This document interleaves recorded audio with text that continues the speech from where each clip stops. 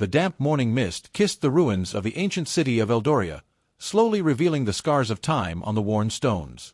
The sun still struggled to pierce the gray mantle, but its weak light already reached the top of the Watcher's tower. There, Lyra, with hair as dark as ebony and eyes as deep as the night sky, stood in silent contemplation. Lyra was no ordinary observer. She was the last of the Memory Guardians, an almost forgotten lineage tasked with protecting the annals of Eldoria and the prophecies that wove the destiny of its people. In her trembling hands, she held an ancient parchment. Its ink, faded by the touch of countless generations, described the seed of the falling star, a cosmic event that, according to legend, would either usher in a new era of prosperity or plunge the world into eternal darkness. The parchment spoke of a time when the echoes of Ethel, whispers of a primordial magic, would resonate once more, and a chosen one, born under a sky of fire, would be the catalyst for change. Lyra had spent her life deciphering these texts, immersed in the mysteries of a glorious past. Her isolation in the tower was not a punishment, but a devotion. She felt the weight of history on her shoulders, the responsibility of interpreting the signs that the heavens and the earth whispered. Recently, the omens had intensified, anomalous patterns in the constellations, subtle tremors in the earth that seemed to vibrate with dormant energy, and the melancholy song of the forest spirits, which had become frequent and urgent. Everything pointed to the imminence of the seed. As the sun finally broke through the mist, tinting the clouds in gold and rose, Lyra felt a different vibration. It wasn't an earthly tremor, nor a sound, but a resonance in the very fabric of reality. Her eyes turned eastward, where a silver line began to emerge on the horizon, cutting through the sky like an open wound. It wasn't a comet, nor a meteor. It was something more. The light pulsed, and as it drew closer, Lyra realized it wasn't just light, but an incandescent mass, a miniature star falling toward the world. "The seed," she whispered, her voice choked with awe and fear. The fall lasted only moments, but it felt like an eternity.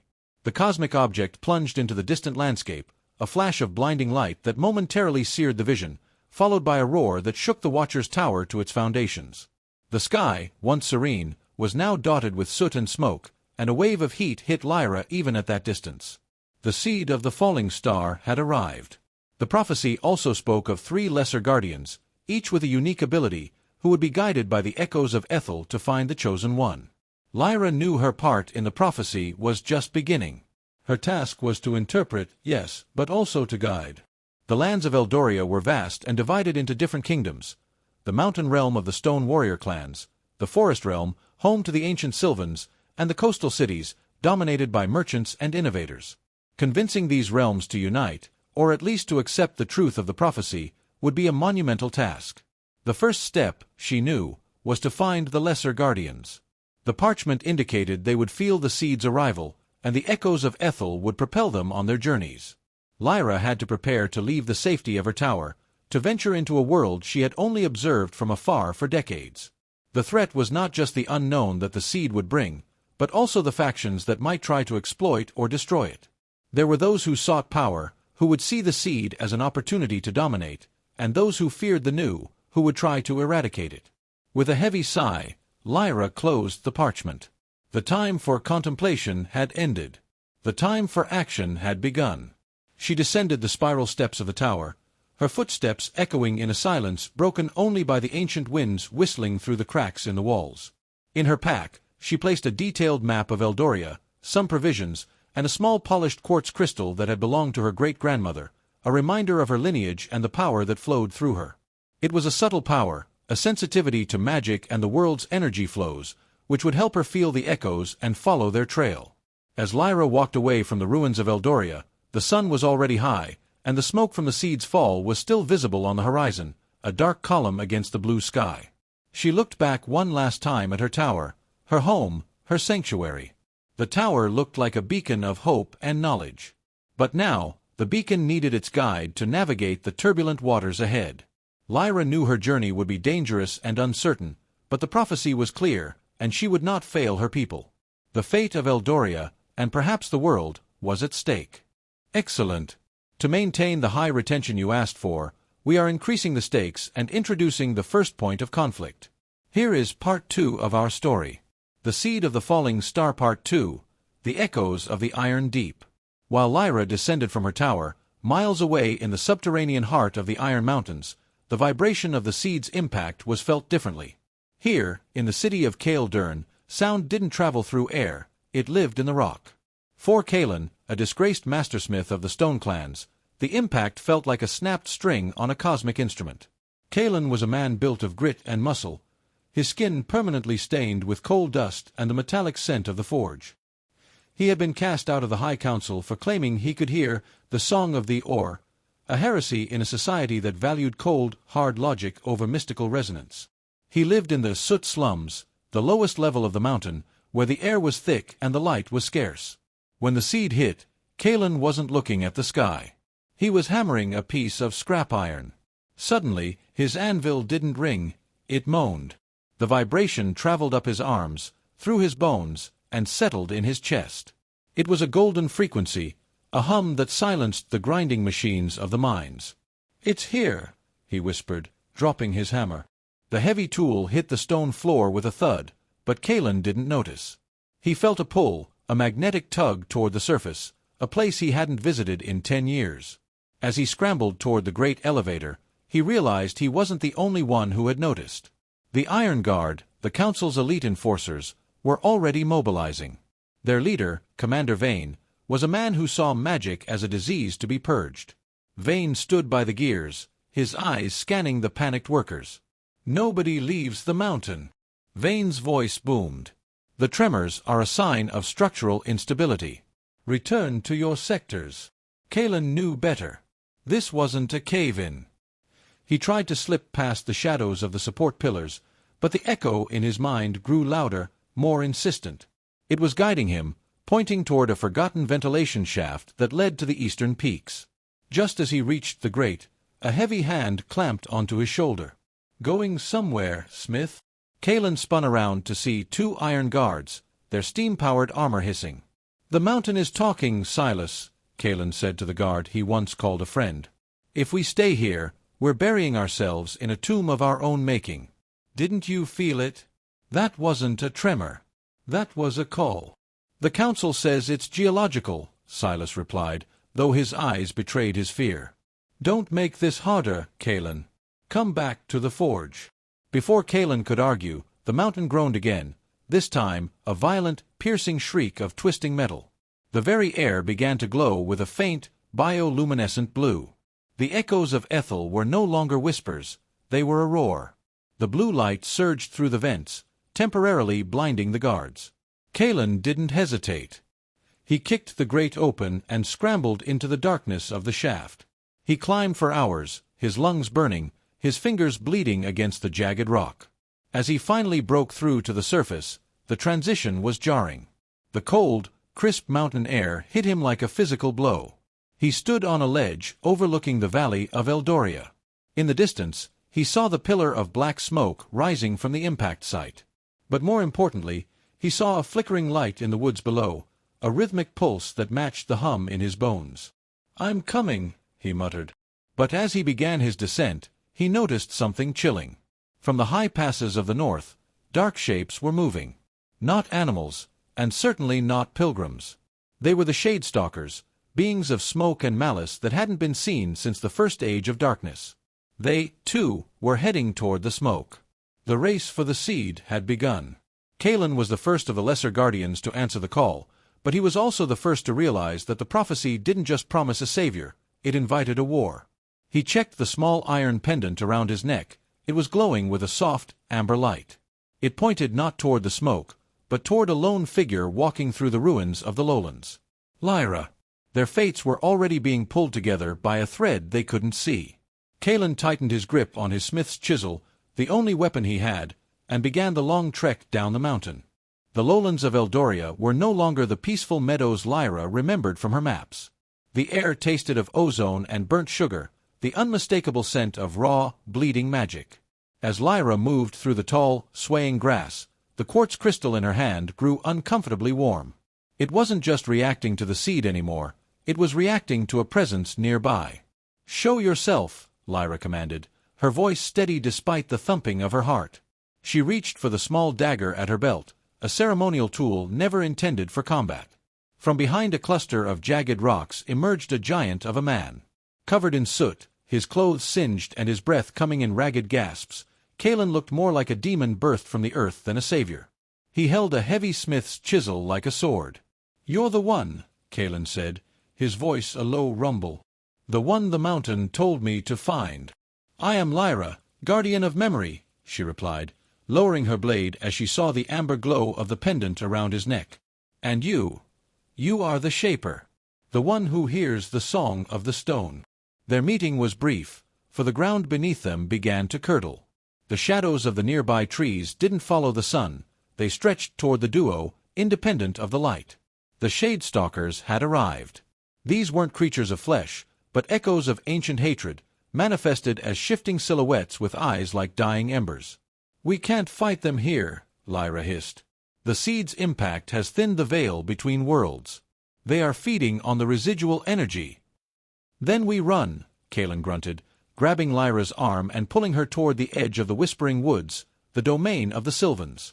The forest was a labyrinth of silver-barked trees that seemed to shift positions when no one was looking. As they crossed the threshold into the woods, the temperature dropped 20 degrees.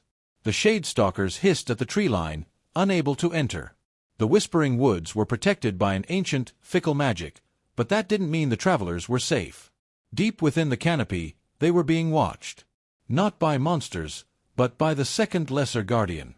Eloan was a shadow among shadows. She didn't use a bow or a blade, she used the forest itself. As Lyra and Kalen stumbled into a clearing, the roots beneath their feet suddenly surged upward like lances, trapping them in a cage of living wood. "Why have you brought the stench of the forge and the dust of dead books into my mother's heart?" A voice drifted from the branches above. Eloan dropped down with the grace of a falling leaf. Her skin had a faint greenish tint, and her hair was a tangle of vines and wildflowers. She was the binder, the one who could command the life force of the world. But unlike the stories, she wasn't a benevolent spirit. She was sharp, cynical, and tired of the civilized world's failures. "The seed has fallen, Eloan," Lyra shouted through the wooden bars. "The echoes sent us. If you don't help us reach the impact site, the Shade-Stalkers will consume the core, and your forest will be the first to rot." Eloan narrowed her eyes. She leaned in close to the wooden cage, sniffing the air. "I felt the star fall. It felt like a needle in the eye. But why should I trust a stonebreaker and a ghost-teller?" "Because," Kalen growled, pressing his glowing pendant against the wood, "the needle is starting to bleed." As if on cue, a distant, high-pitched scream echoed from the direction of the seed. It wasn't a human scream, but a sound of pure, crystalline agony. The sky above the forest turned a sickly shade of violet. The seed wasn't just a gift, it was a living entity, and it was being hunted. Eloan's expression shifted from mockery to grim realization. The vines of the cage retracted into the earth. The impact site is guarded by the sentinels of the void, beings drawn to the light like moths to a flame. My forest is already dying from the heat it radiates. "Then we go together," Lyra said, stepping forward. "The memory, the shaper, and the binder. The prophecy said the three must become one before the chosen can be awakened." "The chosen?" Eloan laughed bitterly. "You think there's a person inside that crater? It's a rock, Lyra. A powerful, dangerous rock." "It's not a rock," Lyra insisted, opening her ancient parchment. "It's a heart. And it's about to stop beating." The trio began their journey through the heart of the Whispering Woods, but the forest was no longer helping them. The trees were weeping sap that looked like blood, and the whispers had turned into frantic warnings. Something had reached the seed before them. Something that wasn't interested in the prophecy, but in the raw, unrefined power of a dying star. As they reached the edge of the crater, they saw it, a massive, glowing sphere of white fire, cracked like an egg. And standing before it was a figure clad in gold and silver, the High Inquisitor of the coastal cities, flanked by a battalion of soldiers armed with harpoons designed to drain magical energy. "They're going to kill it," Kalen whispered, his hand tightening on his chisel. "Worse," Lyra replied, her eyes wide with terror. "They're going to harvest it." The edge of the crater was a jagged lip of glass and scorched earth, the result of the atmosphere itself flash freezing into silicon upon the seed's impact. Lyra, Kalen, and Eloan crouched behind a ridge of obsidian, their breath coming in short, sharp bursts. Below them, The scene was a nightmare of industrial sacrilege. The High Inquisitor, a man known only as Valerius, stood like a vulture over the dying star. His armor was a masterpiece of ether tech, clockwork gears infused with captured spirits, hissing and clicking as they regulated his environment. Behind him, his harvesters were busy. These were massive, spider-like machines made of cold brass, driving long, needle-like harpoons into the glowing surface of the seed. Each time a needle pierced the white fire, a sound rippled out, a vibration that didn't hit the ears, but the soul. It was the sound of a universe weeping. "They are draining it," Eloan whispered, her fingers digging into the scorched soil. She could feel the grass for miles around turning to ash as the seed's life force was siphoned into the Inquisitor's storage vats. "The forest. It's going silent. I can't hear the roots anymore. They're dying in real time." Kalen's eyes were fixed on the harvesters. As a smith, he recognized the craftsmanship, but he loathed the intent. "That metal, it's null steel. It doesn't just hold magic, it suffocates it. If they drain that core completely, they won't just have a power source. They'll have a weapon that can rewrite the laws of physics." Lyra was staring at her parchment, her eyes darting between the ancient ink and the cracking sphere below. The prophecy didn't say the seed was a weapon. It said it was a womb. Look at the fractures. She was right. As the harvesters sucked the luminescence out of the star, the white shell began to translucent. Inside, a silhouette was forming. It wasn't a monster, and it wasn't a god. It was a child, or something that looked like one, wrapped in wings of liquid light. "The Chosen," Lyra breathed. "It's not a legend. It's a birth." "Valerius won't let it be born," Kalen growled. He stood up, his massive frame silhouetted against the violet sky. "He's not looking for a savior. He's looking for a battery." "Wait." Lyra tried to grab his cloak, but the Shaper was already moving. Kalen didn't run like a soldier. He moved like an avalanche. He slid down the glass slope, his smith's chisel glowing with a fierce orange heat. The echoes of Ethel in his blood were screaming now, demanding justice for the stone and the star. Below, Valerius turned his head.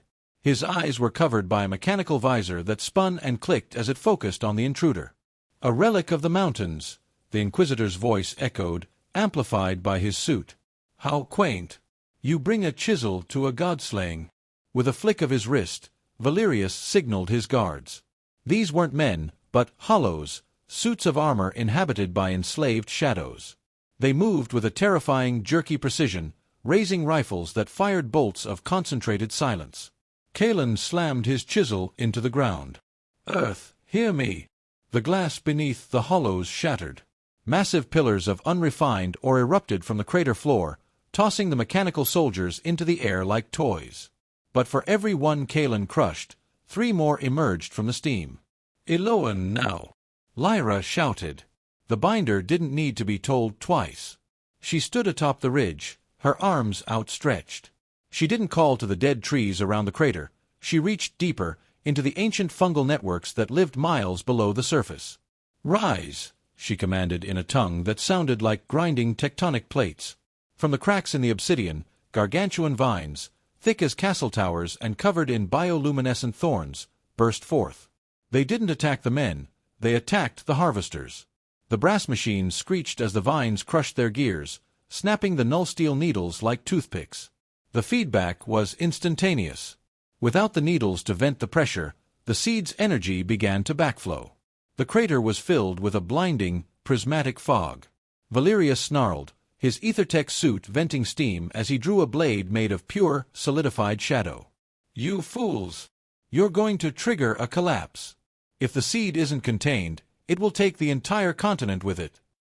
"Then let it!" Eloan screamed, her eyes glowing with the green fire of the forest. "Better to burn with the star than to live in your cages."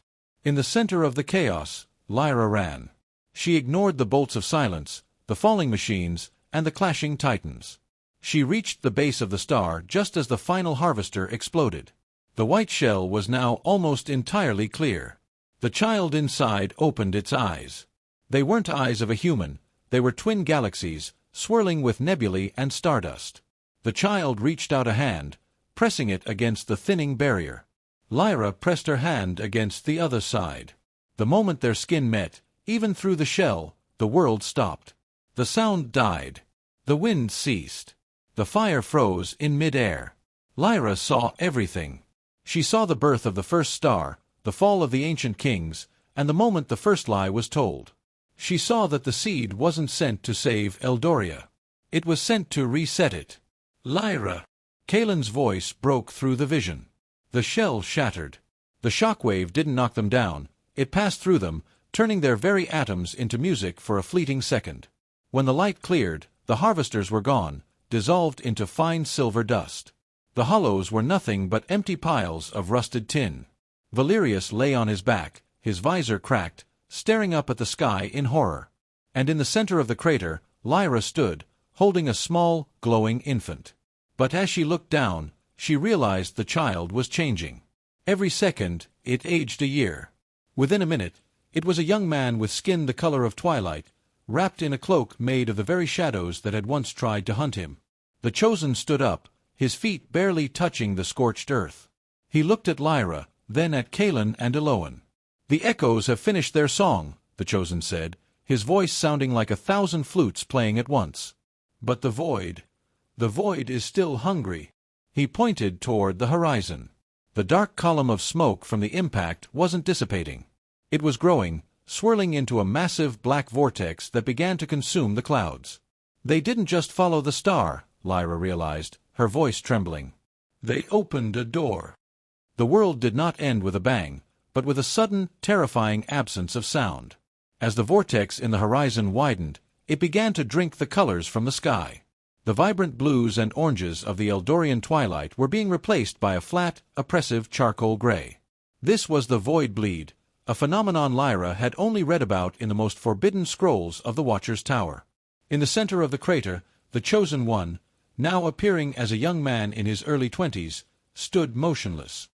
He did not breathe, for he had no lungs. He did not blink, for his eyes were not made of flesh. He was a celestial construct, a being of pure information and light, trying to process the chaotic, emotional, and physical reality of a dying planet. "We have to move," Kalen urged, his voice strained. He was trying to help Eloan, who had collapsed.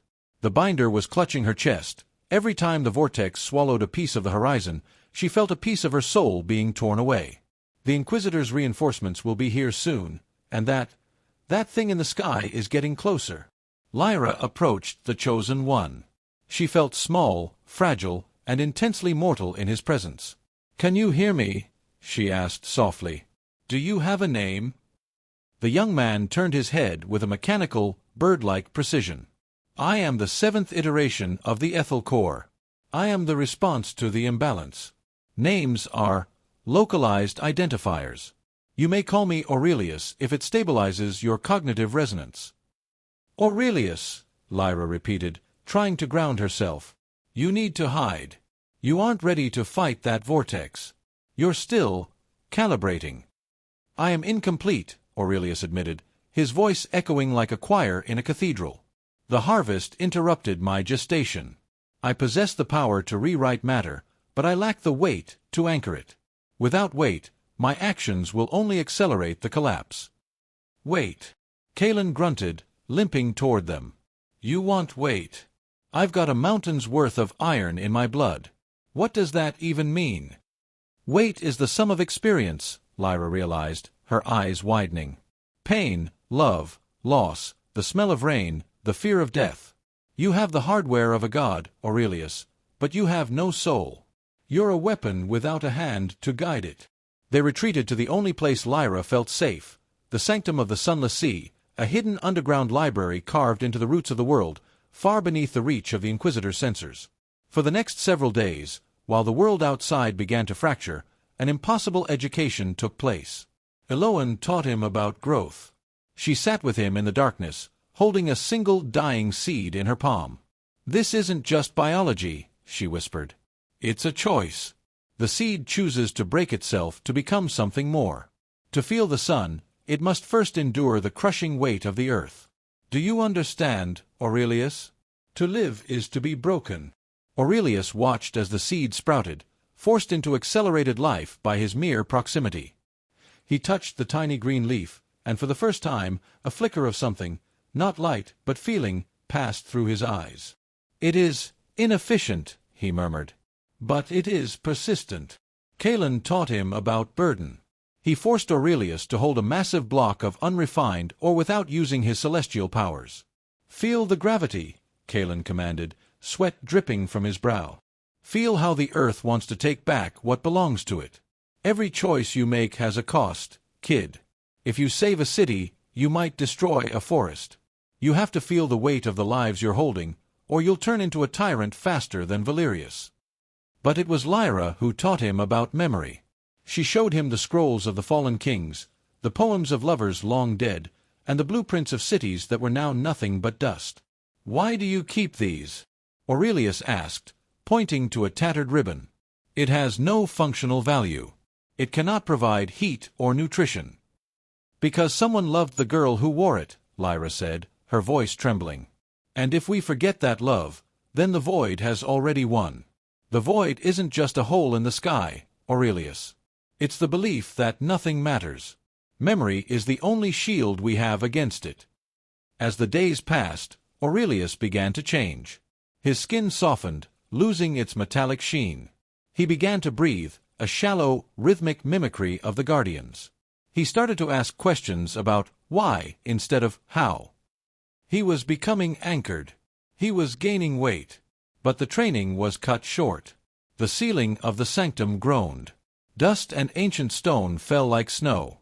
Above them, the ground was being pulverized. Valerius hadn't given up. He had used the siphoned energy from the seed to create void rods, massive lances of antimatter that he was driving into the earth to flush them out. "They found us," Eloan gasped, her skin now gray and translucent. "The forest. It's gone, Lyra. The trees are screaming, and then they just stop." Aurelius stood up. He was no longer the glowing infant or the cold construct. He wore a simple tunic provided by Kalen, but his presence filled the room like an approaching storm. "The calibration is at 42%, Aurelius stated. "It is insufficient for a total victory." "It'll have to be enough," Kalen said, grabbing his forge hammer, which he had reinforced with scraps of the seed's shell. "Because if we stay down here, we're just dying in a prettier grave." They ascended to the surface, and the sight that greeted them was a vision of hell. The sky was no longer gray. It was a swirling abyss of purple and black. The vortex had touched down, and from its center, the void breakers were emerging. They were giants made of negative space, towering silhouettes that erased everything they touched. Where they stepped, the ground didn't just break, it ceased to exist. Valerius was there too, his army reduced to a few dozen fanatics in experimental suits. He was laughing, a sound of pure madness. He thought he was controlling the void, but Lyra could see the black veins crawling up his neck. He was being consumed. "Give him to me," Valerius screamed, pointing at Aurelius. "Give me the core, and I will close the gate." Aurelius stepped forward, ahead of the guardians. He looked at the void breakers, then at the dying world, and finally at Lyra. "I have enough weight to feel the sorrow of this moment," Aurelius said softly. "But I do not have enough to stop the wind." "Then don't stop it," Lyra shouted over the roar of the abyss. "Redirect it." Aurelius closed his eyes. He didn't glow. Instead, he started to absorb. He began to draw the colors of the world into himself, the green of Eloan's hope, the orange of Kalen's fire, and the deep ink blue of Lyra's memories. He wasn't fighting the void. He was becoming a bridge. The world had become a kaleidoscope of nightmares. The gravity around the impact site was failing, causing massive chunks of the earth to float upward into the swirling maw of the vortex. The sky was no longer a canopy, but a drain, and the void breakers, those towering silhouettes of nothingness, marched forward with a rhythmic, bone-chilling hum. Aurelius stood at the center of the chaos, his feet hovering inches above the vibrating glass of the crater. He was no longer just a man or a star. He had become a prism. The colors he had absorbed from the guardians, the emerald of life, the amber of the forge, and the indigo of memory, swirled within his chest like a miniature nebula. "I must enter the eye," Aurelius said, his voice now a resonance that shook the very atoms of the air. "The gate is not a physical door, it is a logical paradox. To close it, I must be both inside the void and outside of it simultaneously. I will be the anchor, but you must be the chain. We aren't leaving you, kid, Kalen roared, planting his feet and swinging his massive hammer to shatter a hovering shard of stone that threatened to crush them. But how do we hold onto something that's halfway into another dimension? The resonance, Lyra shouted, her hair whipping wildly in the graviton storms. She pulled out the ancient quartz crystal, now glowing with a blinding white light. We link our spirits to the echoes. Kalen, give him your strength. Eloan, give him your tether to the earth. I will give him the map of what was, so he knows what to rebuild. But Valerius would not let the bridge be built. The High Inquisitor was no longer recognizable as a man. The Ethertech suit had fused with his flesh, and the void bleed had turned his eyes into bottomless pits of obsidian. He rode atop a corrupted harvester, a mechanical beast that spat bolts of nullfire, a purple flame that didn't burn the skin but erased the victim's history. You speak of anchors and chains. Valerius screamed, his voice a distorted glitch. But the void is the only truth. Everything else is just a delay. I will harvest the core myself and become the god of the silence. Valerius lunged. The harvester's claws tore through the air, aimed directly at Aurelius's chest. Not today. Eloan screamed. She threw herself onto the ground, pressing her bleeding palms into the dying soil. In a final, desperate surge of power, she didn't just call the vines. She sacrificed her own life force to accelerate the growth of a world tree. From the barren, scorched earth, a massive trunk of ironwood erupted with the speed of an arrow, slamming into the harvester and pinning it against the crater wall. Eloan, stop. It's killing you. Lyra cried out, seeing the green light fading from the binder's eyes. Keep the link. Eloan gasped, her skin turning to bark as she merged with the tree she had created. Go. Save the sky. With Eloan serving as the living foundation, the link was established. Kalen grabbed one of the massive roots with one hand and reached for Aurelius with the other. Lyra grabbed Kalen's arm, forming a human circuit. Aurelius began to ascend. As he rose toward the black sun of the vortex, his body began to fray at the edges. The void tried to peel his identity away, mocking his weight. It showed him the futility of Eldoria, the wars, the greed, the inevitable decay of all things. Why save a world that is designed to rot? The void whispered in a trillion voices. Aurelius wavered. The colors in his chest began to dim. Because we remember the light.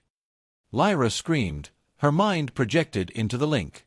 She flooded the connection with every beautiful memory she had guarded, the smell of the first rain after a drought, the sound of a mother's lullaby, the heat of a shared meal in the dead of winter. It's not about the end, Aurelius. It's about the journey. Look at Kalen. Look at his scars. Every one is a story of survival. Kalen gritted his teeth, his muscles tearing under the celestial strain. Don't you dare let go, you glowing brat. I didn't climb out of a mountain just to watch you turn into a shadow. The encouragement acted like fuel. Aurelius's eyes flared with a renewed, fierce light. He reached the event horizon of the vortex and thrust his hands into the center of the darkness. I am the seed, he bellowed, and I refuse to be harvested. A massive explosion of prismatic energy erupted from the contact point. The black vortex didn't disappear, it began to invert. The purple flames turned to white gold. The void breakers began to dissolve into butterflies of pure light. But below, Valerius had broken free from the ironwood tree. Bleeding black ichor and driven by a final spiteful madness, the Inquisitor ignored the cosmic display. He saw the physical link, the chain of guardians.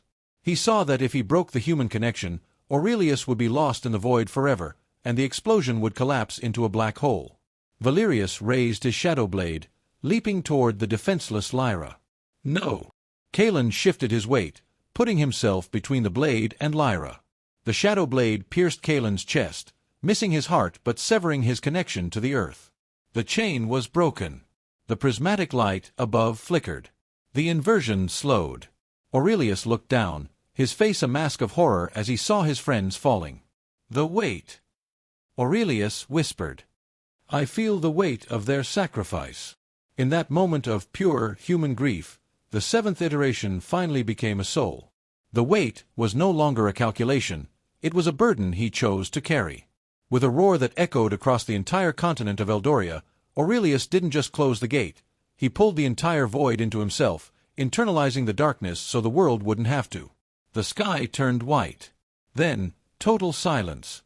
The silence that followed the great inversion was unlike any quiet Eldoria had ever known. It wasn't the silence of death, but the silence of a world holding its breath.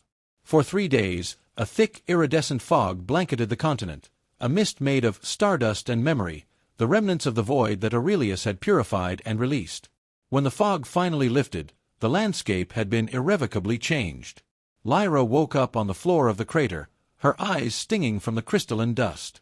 The first thing she felt was the cold, hard earth beneath her, but it felt different. The ground was no longer scorched. It was covered in a layer of soft, silver moss that pulsed with a faint, rhythmic light. "Kalen," she croaked, her throat dry. A few yards away, a mound of rubble shifted. Kalen emerged, coughing and shaking dust from his beard. He was clutching his shoulder where Valerius's blade had struck, but the wound was no longer bleeding black ichor. Instead, it was sealed with a scar that looked like polished quartz. He looked older, tired, but his eyes had the clarity of a man who had stared into the sun and survived. "I'm here, Quill," he grunted, using the nickname he'd given her in the sanctum. He looked around, his face falling. "Where's Eloan?" They turned toward the center of the crater. The massive world tree that Eloan had summoned still stood, but it was no longer made of wood. It had petrified into a magnificent monument of emerald glass.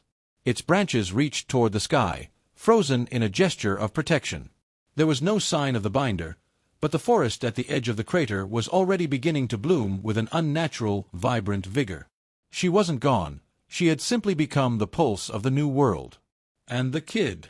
Kalen asked, his voice softening. "Where's Aurelius?" In the center of the emerald tree's roots, a figure sat perfectly still. It was Aurelius, but the young man they knew was gone.